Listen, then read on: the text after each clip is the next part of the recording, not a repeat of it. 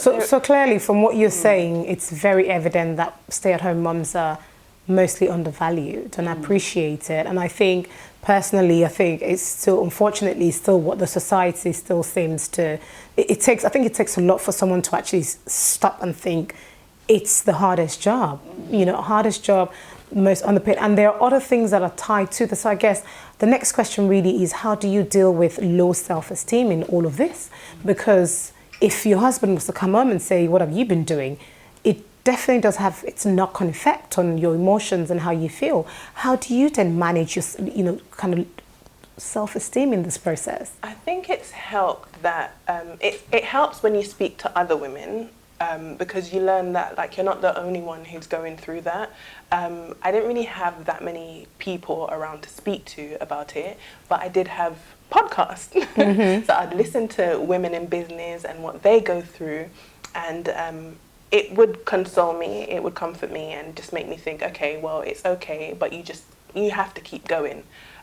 So I think that's the way that I've dealt with it, listening to different women around the world, going through different things. There are, I have a cousin that she's very, hands-on. She loves cleaning. I don't even know if she loves cleaning, but she's always cleaning, every day. And she'll cook big meals, and she's like the housewife. And I just don't even try it. And she irons all the clothes. She has 3 children, and she irons their clothes, even underwear. And I'm like, no, that's just not that's me. not for you. No. And I don't try and pressure myself to be like that. So, yeah. That's interesting. So let's talk about, I want us to really talk about the actual housewives, stay-at-home mums right now. A lot of stay-at-home mums are doing other stuff, bloggers, writers, and a lot of more interest, which you guys are doing. So let's talk about the typical housewives that aren't doing anything. You said you were there before, at least now people see that you're doing a lot more stuff. So there was a conversation again where I was having with another friend, and it was around, this whole theory reports about the more time you spend with your children, the better off than the ones with the career moms. And then I turn around and I say, well, how do you then explain the children that live in the urban areas, like, council flats or in the project buildings, that the moms are home 24/7, but they're out there with the gang. They are the gang. How then do you explain this? Because, we do have an audience out there that might be going through this. What are your thoughts, and how were you able to manage all of that whilst you weren't doing a lot and making sure that your children are out of the streets, because you've got a 20-year-old? Yeah, I do, yeah. Correct? Right. So, well, I can't relate to people who live in that kind of area, because I don't. But obviously, the way I'm kind of brought up, I was brought up in a very kind of we went outside, people always tell me, oh, we're running outside playing as children. I never really got that. My house, I grew up in a very big house, gated, so it was us all the time. So that's how I was brought up, and I'd brought my children up somewhere. It was do you understand? You finish from school, you're coming straight home, no hanging on whatever. And my kids went to private school, so they didn't even have friends that would go and hang on the high street or anything like that. So they go to school, they come home. They go to school, they come home. So that way you eliminate, because I always tell them that the more you are outside, the more trouble you actually get into. So keep everything. I mean, it doesn't mean that they don't go, do activities with their friends. Fill their times with activities that they would go, after school clubs. They will also do karate. They'll do scouts. So do you have other things that they're doing? So get them doing activities. In as much as you're spending time with your children, there's something called spending too much time with them. Because after a while, you start resenting each other. And I guess that's where the loss of validation comes in place, because you're spending more. Let's just move quickly onto another question, which is around getting the right support that a stay-at-home mom or housewife needs.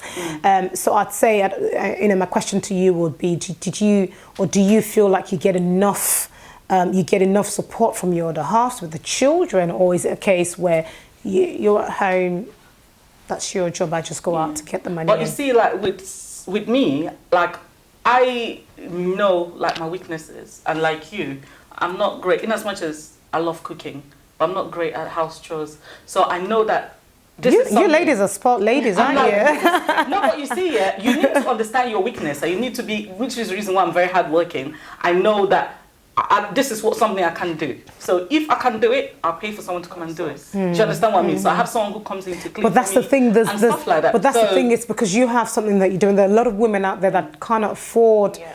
They can't afford to get a cleaner in. They can't afford to get somebody to do something. But you know, when you have something, like the thing that I always tell people is, I could afford to just be in the house watching TV all day.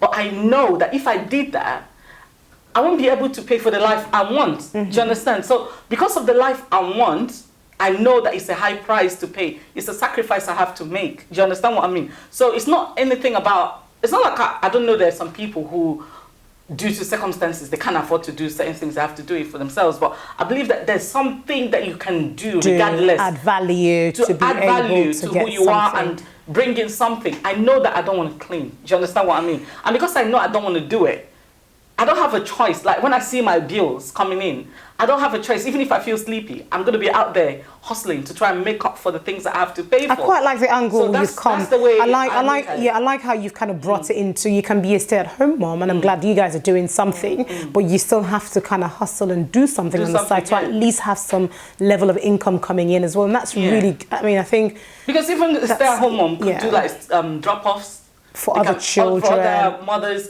pick-ups for other mothers and stuff like that. Because when my child was really, really young and stuff like that, I would pick up other children. Do you understand what I mean? I would drop other children off. So then there's something you can do to add value. Either to yourself or to the community. That's a good. That's a good. Have you got anything else to add to this, Medina?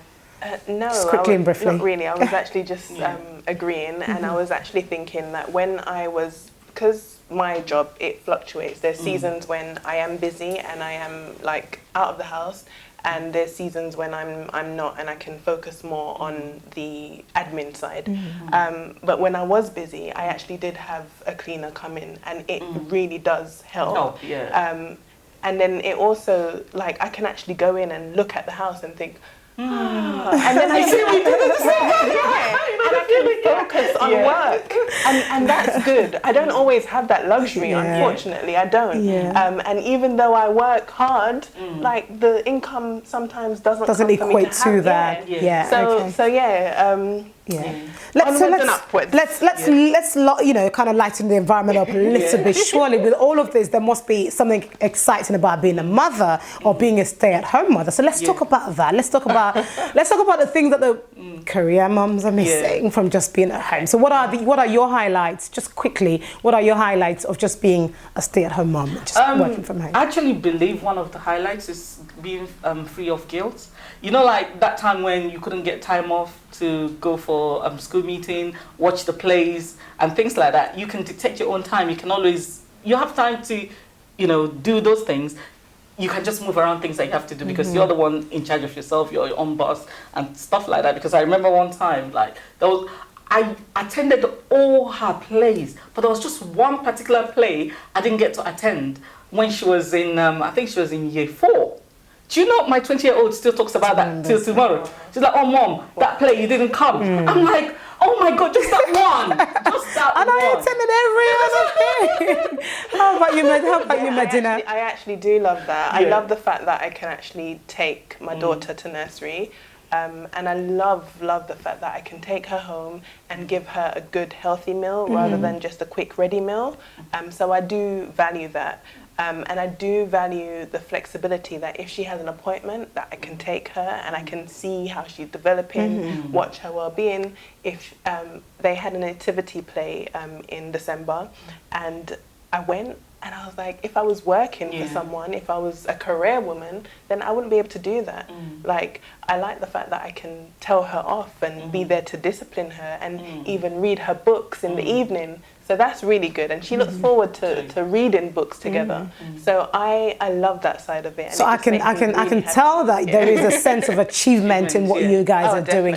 That is great. So the last question I'm going to ask you guys before we wrap up is, how do you help to add value within your community, to your community? What do you do? Just quickly. Yeah, even though obviously I'm a chef, I'm a vegan chef, I also do like wellness coaching, I also do mental health advocacy, and I do some of the services I actually provide are can be free depending on the needs of whoever comes to me. So I do like a talk as well, like I get invited to events to motivate, just let people know that you just don't have to be a certain way. So I try my best to be involved in what's happening in my community, because I believe that giving, you will receive. So I try not to only just give money, I also try to give off my time, because you have to give what you want to receive. So absolutely. Thank you very much for that. Yeah. How about you, Medina? I do various things. I offer workshops teaching children how to make garlands, because that's something that I do and sell.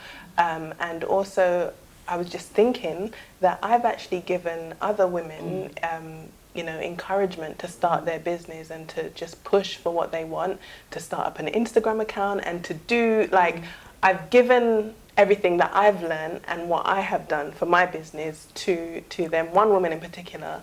And I remember her coming round to me and I was thinking, what do I have to offer? But I just gave so freely, and then she was so happy. And then I also did recently a talk, because people question me all the time, like, how do I start a business? How do I get into interior design? And how do I do this? And instead of responding individually, I just decided to do a live Instagram video, and I just basically told them how I started, explained everything just out there. And that's they great. were so appreciative. They really, lots of people reached out to me, and I think from that I got other opportunities, and I was like, oh wow, I was actually just trying to help you. That's good. That's really good to know. So that's what I was talking about. When you give, you receive. You receive. Yeah. Thank you so much, ladies. Thank you so much for joining us today. Thank I think you that for was having us. awesome and terrific. Yeah, thank you. According to C.S. Lewis, the homemaker has the ultimate career. All other career exists for one purpose only, and that's to support the ultimate career. And that's it for us on today's episode. Follow us on Instagram, Twitter, Facebook, and YouTube at The Joe Maxwell Show. And you can also email us at info@joemaxwellshow.com. Until next time, I am your host, Joe Maxwell.